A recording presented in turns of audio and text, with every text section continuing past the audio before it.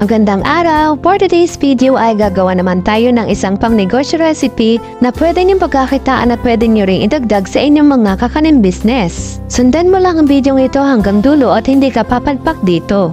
Sa recipe ito ay kakailanganin natin ng 1 kilo all-purpose flour. Kung cups naman po ang gagamitin nyo, ang katumbas nito sa 1 kilong flour ay 8 cups. Salain natin ito para maging smooth ang ating mixture at walang sumamang mga buo-buo. Tayo po ay may kanya-kanyang templada ng paggawa ng puto. Sana po ay masubukan nyo rin ito at sigurado ako na magugustuhan nyo ang magiging outcome nito. Sa puntong ito, dapat po ay nakapagpakulo na po tayo ng tubig at nalagyan na rin po natin ng oil ang bawat puto molder. Ngayon naman ay maglalagay na tayo ng baking powder. 20 pop ng baking powder na 50 grams ang kailangan natin dito. Ang katumbas naman po ng 2 pack ng baking powder ay 8 tablespoon. Next ay ang 4 cups white sugar. Pagkatapos ay haluin lamang natin ito para mag-mix ang dry ingredients. At ilagay na rin po natin ang 6½ cup ng tubig.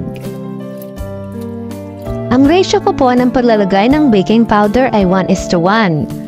1 cup flour at 1 tablespoon baking powder. Haluin lamang ito ng dahan-dahan para maging smooth ang consistency nito at hindi siya mag-bubbles. Pag naghahalo po ako ng mixture ay isang direction lang. Kayo po ba? Ganun din po ba kayo?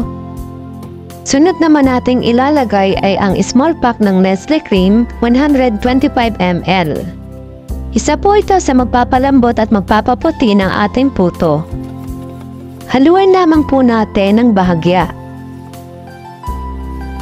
Ngayon ay ilagay na natin ang 4 pieces egg white. Medium size nga po palang ginamit kong itlog dito.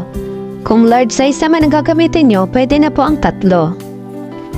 Haluin lamang po natin at magiging ganito na ang consistency nito.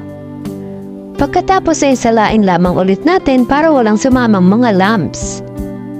Sa 1 kilo po ay 2 pichel po ang natimpla natin dito. Ang magagawa po natin dito ay nasa 120 to 130 pieces. Ang steamer ko po ay nasa 48 pieces ang laman, kaya magiging 3 salang po tayo. Siguraduhin po natin na kumukulo ang tubig bago tayo magsalang. Sa paglalagay ng mixture sa molder, huwag pong masyadong pupunuin at ito po ay aalsa pa. Ang gamit ko pong molder ay medium size. Ang steaming time po nito ay 10 minutes.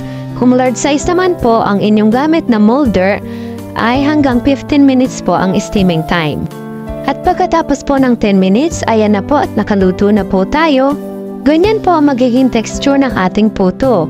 Smooth, soft, and fluffy.